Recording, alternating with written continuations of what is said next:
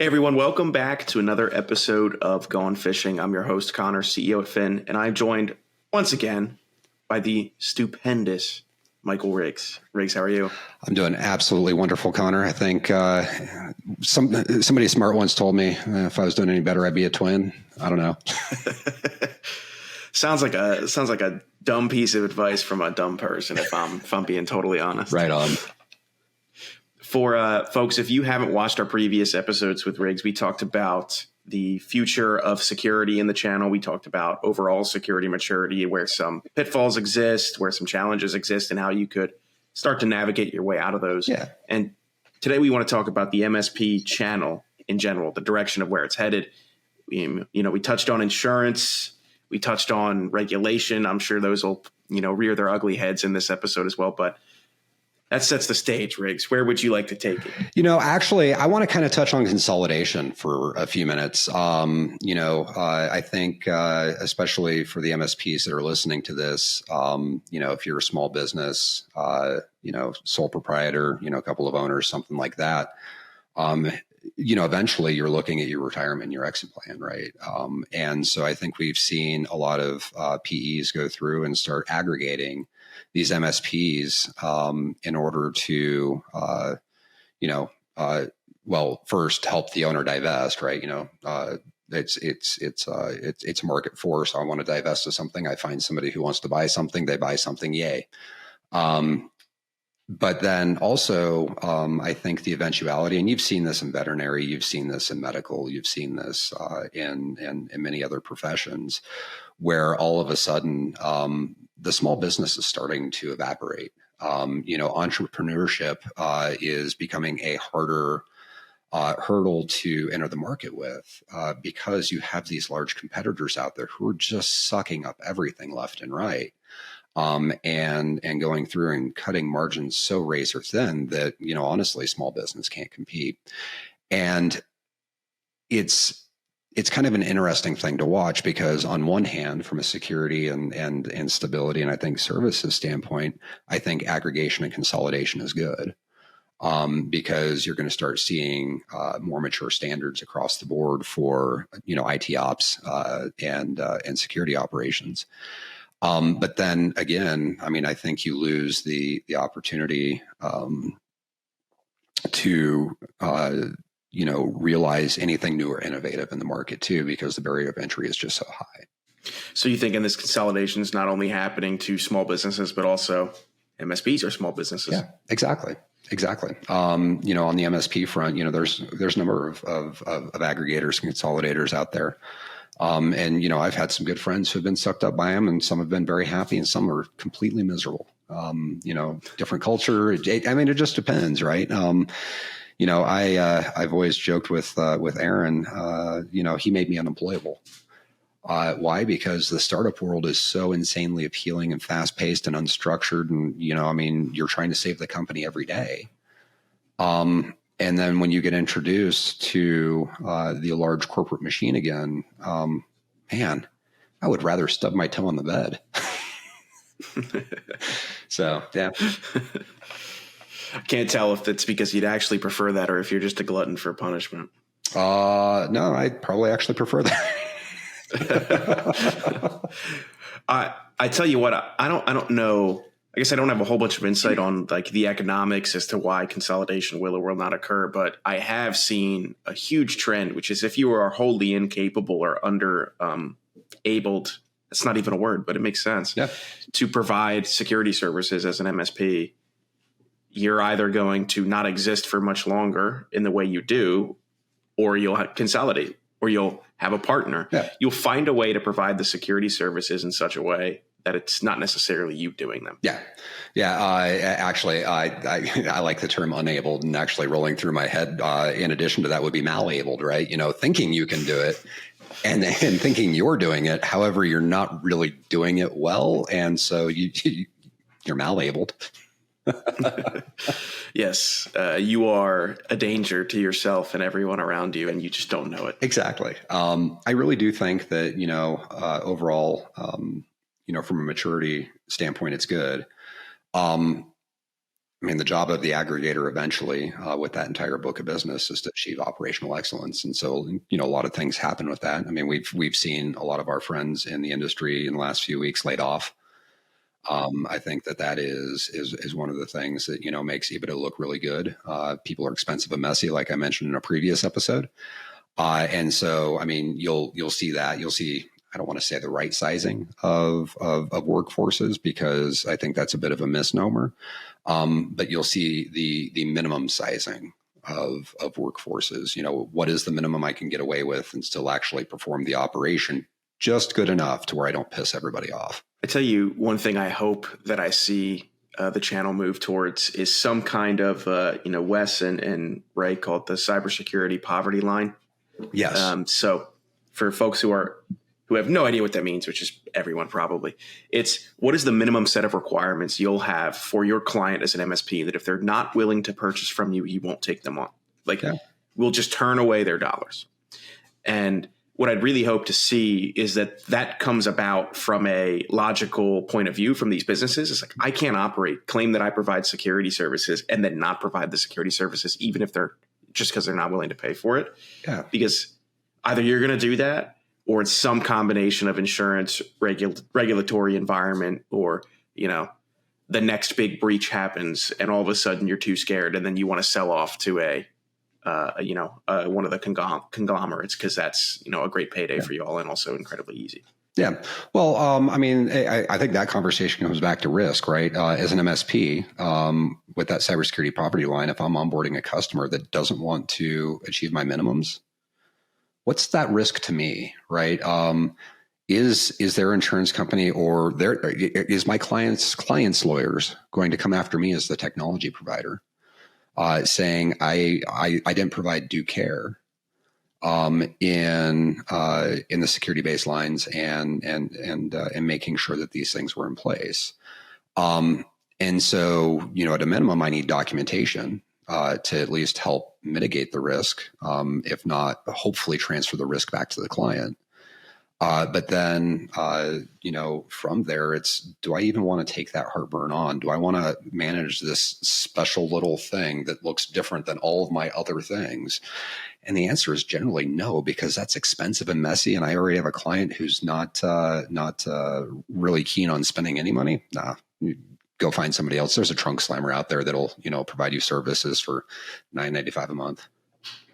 I mean, better yet, set up a referral where when you send them business that they're happy to take, you'll make a little bit of it on the back end. Yeah, absolutely. I'll just take the residual off that. I don't care. Yeah.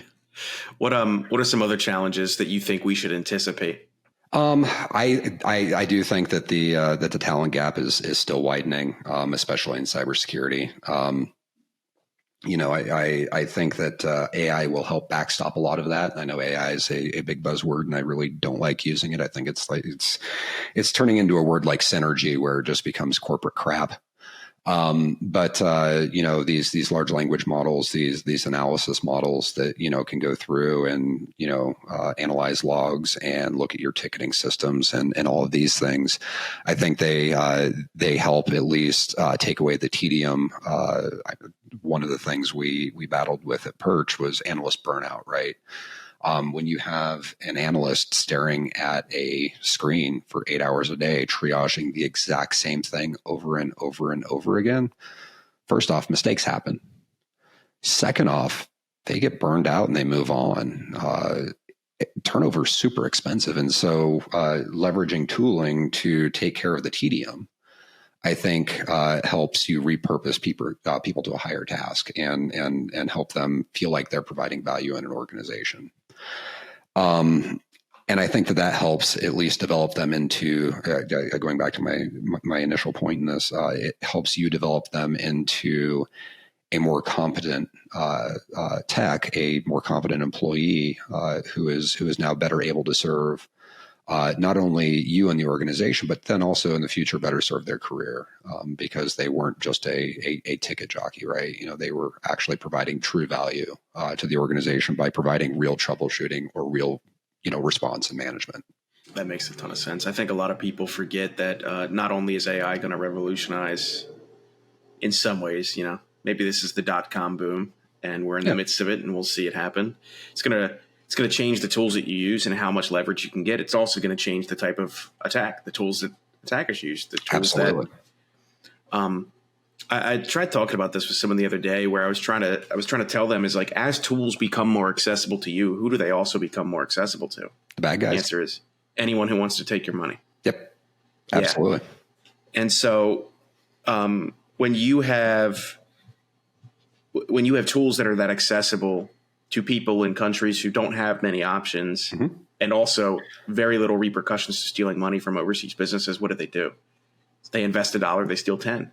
Well, absolutely. I mean, you even see nation states condoning this. Why? Because it harms the foreign adversary that they also want to see harmed. Yep. And I mean, this goes for any country that has a foreign adversary, right? I mean, there's always going to be a market driver there.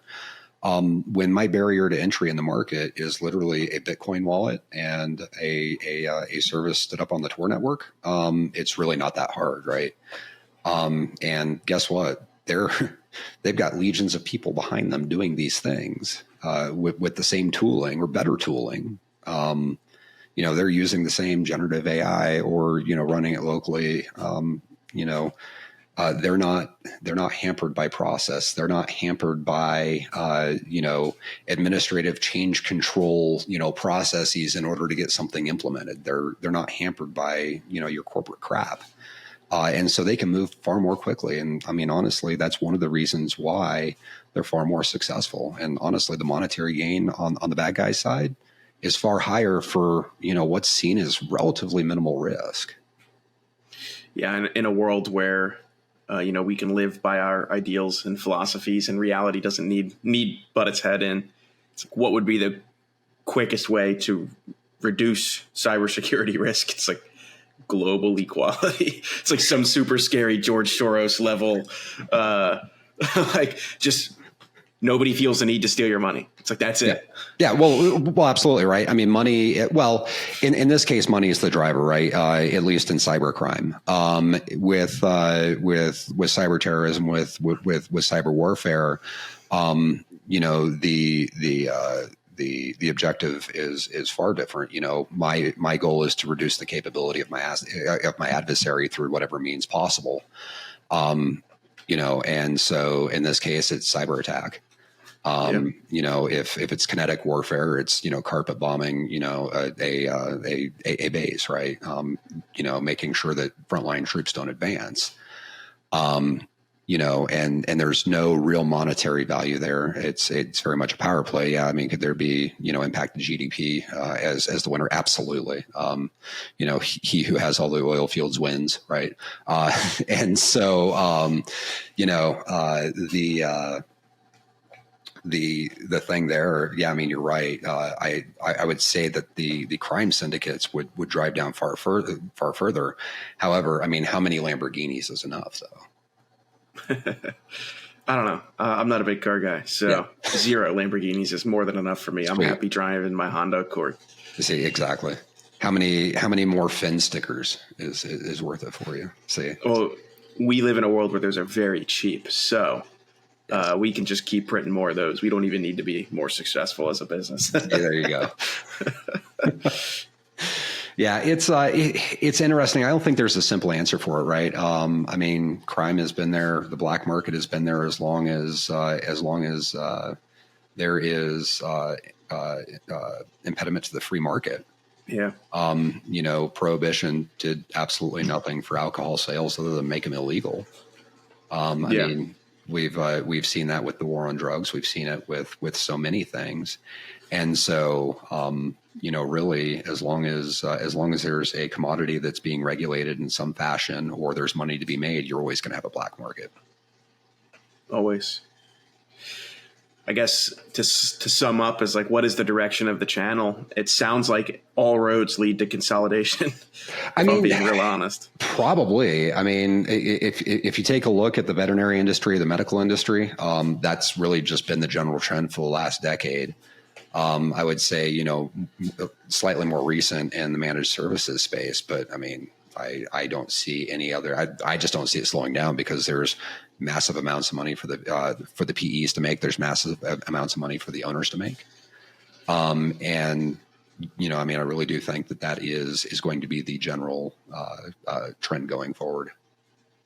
Yeah, makes sense. And folks, well, and hopefully that trend doesn't include longer contracts for software vendors. So, I don't know how many more years past 3 we could realistically get people to sign for, huh? Right. Yeah, exactly. So anyways. So, yeah. I want your children in kindergarten before you can leave a relationship with me. Sign this 7-year agreement. Yeah, exactly. Right. Yeah. I will own your firstborn. So. Yeah. At least naming rights, Yeah. Naming rights. There we go. For folks who wanted to connect with you and learn a little bit more, where would you suggest they go? LinkedIn is the best place to get a hold of me. Like I've previously said, I'm not the best about being on there, but it's a great place to connect. My handle is MSN Riggs. It'll be posted, I think, in the show notes as well. So, feel free to troll me, spam me. Do not send me any sales invites. It's a great way for me to yell at you in chat. So. All right. Yeah. You heard it. Awesome. Well, for folks, if you've been listening or watching, we'll have links to Riggs in the show notes. So feel free to connect and bother him. And, if you want to get yelled at, try to pitch him in the chat. Exactly. All right. Awesome. Thanks everyone for watching. We'll see you on the next episode. Hey, thanks, Connor. As always, everyone, thanks so much for tuning in to Gone Fishing. If you want to find out more about high-quality security awareness training campaigns, how to launch them in ways that actually engage employees to change their habits, then check us out, Phin Security, at phinsec.io. That's phinsec.io, or click all of the wonderful links in our show notes. Thanks for fishing with me today, and we'll see you next time.